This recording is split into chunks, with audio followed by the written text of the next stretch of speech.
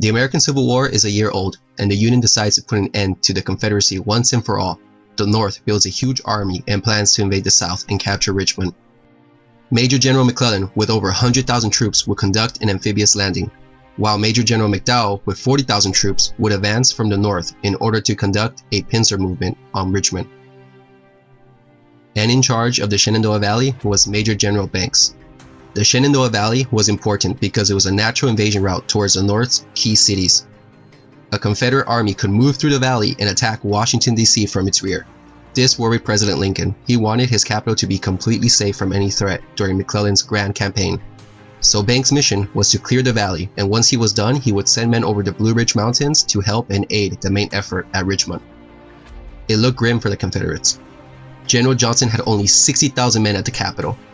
Clearly, McClellan had superiority, but one of the biggest faults, other than being overly cautious and passive, was that he constantly kept overestimating the enemy's strength. He thought Johnson had as many soldiers as his army. For this reason, he felt it was crucial to have McDowell's corps coordinate with his army if there was to be any chance of success. And in the valley was Major General Stonewall Jackson. His small army of 5,000 men were tasked with not only defending the valley, but to prevent Union troops there from being sent to the east. He had to keep Banks' army in the valley. Jackson realized that he could create a strategic diversion if he could destroy Banks' command and give the impression of a drive on Washington itself. This would cause federal troops to be dragged into the valley instead of advancing onto Richmond. The problem was that Jackson did not have the numbers yet. In February 1862, Banks advances with 30,000 men. Does Jackson make a heroic stand? No, he is completely outnumbered and pulls back. He leaves Winchester, promising to be back again. Banks' mission was considered complete, and they began to divide his force and send troops over the Blue Ridge Mountains to support the main campaign. Jackson finally saw his chance. His scouts reported that no more than 4 regiments were there, so Jackson went for it. Unfortunately for Jackson, their reports were wrong.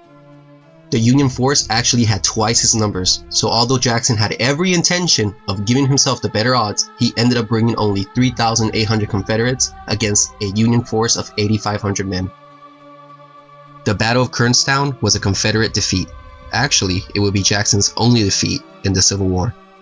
However, this battle would prove extremely important because although it was a tactical defeat, it was a strategic victory. This audacious, bold attack by a smaller army caused great alarm in Washington. Lincoln believed they were dealing with a real threat of a potential dash to the capital.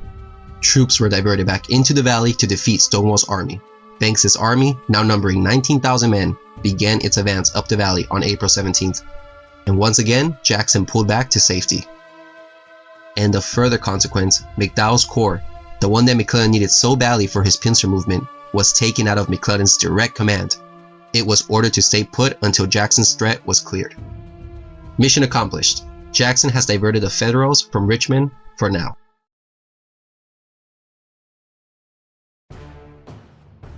There were over 20,000 Union troops scattered throughout the Allegheny Mountains under Major General Fremont. The presence of this force was a thorn on Jackson's side. Major General Johnson, with 3,000 men, guarded the approaches from the mountains. Major General Ewell and his division is nearby with 8,000 men, and Jackson's army has swelled up to 8,000 as well. Stonewall commences his brilliant campaign by defeating this isolated army first. Jackson's army was extremely mobile compared to the Federals. There is a reason why they are called Jackson's Foot Cavalry. He heads south to combine with Johnson's command, and at the Battle of McDowell has a victory against a Union force under Brigadier General Milroy. Around this moment, Banks was again having to withdraw his troops away from the valley, and he had to pull back to Strasburg. Over half his force goes over the Blue Ridge Mountains to support the drive onto the capital. And once more, Jackson sees his opportunity.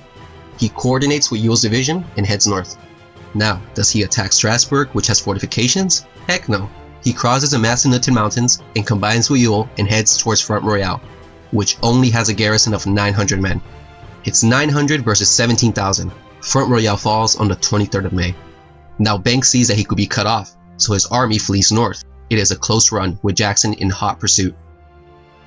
Banks makes a stand with what is left of his command, 3,500 men versus Jackson's 16,000. Banks was completely routed and Banks' command was officially destroyed. Jackson sends a strong feint to Harper's Ferry to create the impression that an invasion of the North is in the making. This was chaos. For a moment, the valley laid wide open. Although Washington was in no real threat, the damage had been done. Lincoln ordered to have Jackson's unknowing small army to be destroyed for good. Fremont, with 15,000 men, was ordered to advance to Harrisonburg, and McDowell's corps was ordered west. This occurred just as McDowell was heading south to attack the Confederate capital from the north.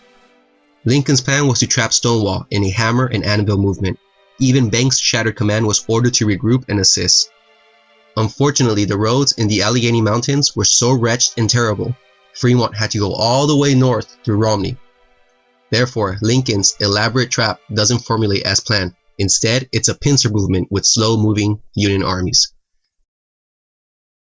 It is at this moment that one can clearly see Jackson's importance.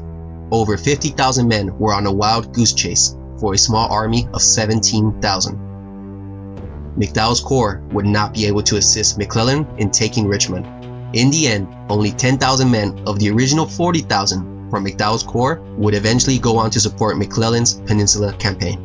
The loss of McDowell's command demoralized McClellan and made him even more overly cautious.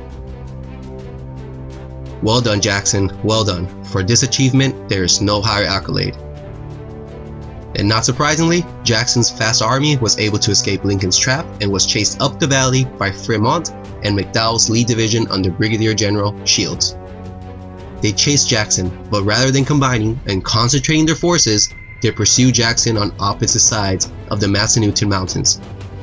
By dividing their forces, Fremont and McDowell have put themselves in a position to be defeated in detail. And Jackson saw it. Jackson made his stand at a river crossing. Fremont struck first. On June 8, he encountered Ewell's division. The battle across Keys was a Confederate victory.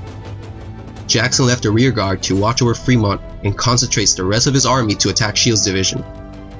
Only 2 brigades were in front of Port Republic. Shields and his other 2 brigades were 15 miles north trying to catch up. Jackson launched an attack on this smaller force of 3,500 men. And on June 9th, the Battle of Port Republic was fought, and it was another victory for Jackson. This victory marks the end for Jackson's 1862 Valley Campaign, and soon after, the legend of the Great Stonewall Jackson was established. Looking at this list, you can see that Jackson outnumbered his enemy at every battle except Kernstown and Cross Keys. He achieved this through speed and maneuverability, and by always concentrating all the forces he had at hand. He never allowed the Union armies to combine their forces. Instead, he looked for opportunities to defeat each command separately. This way, at the point of contact with the enemy, it was the Confederates who usually outnumbered the Union forces. Strategically, the 1862 Valley Campaign ranks as one of the greatest masterpieces in military history. It ended up being a grand diversion. He tied up elements of 3 separate armies totaling more than 52,000 men that would otherwise have been used against Richmond. It is probably certain that the Confederate capital would have fallen if it wasn't for Jackson's Shenandoah Valley Campaign. He later withdrew out of the valley and helped General Lee, who was now in command at Richmond, to defeat McClellan in the 7 Days battles.